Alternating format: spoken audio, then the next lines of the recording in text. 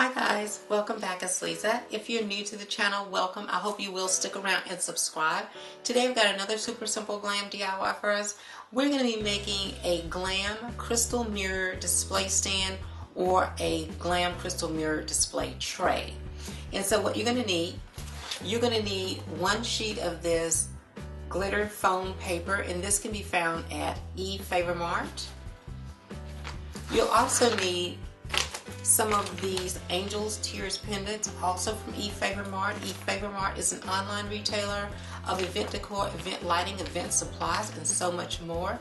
I will have Efavormart's information along with my custom affiliate links in the description box below for you guys to check them out. What you're going to need from Dollar Tree, you're going to need, this is an 8.5 by 11 framed mirror, so you'll need one of these.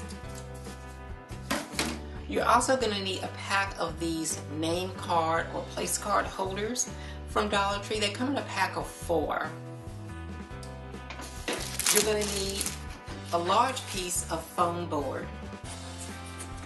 I've got some peel and stick gemstones here. They're from Walmart. You can find these on a half sheet size at Dollar Tree. I'm going to be using hot glue on my project, but if you'd like to make any components permanent, or if you're going to be using this tray or display stand for an extended period of time, you would probably want to use something like an E6000 or an epoxy bond, and that will help to make it permanent. These are the items that we'll need in order to complete this beautiful project, so let's get started.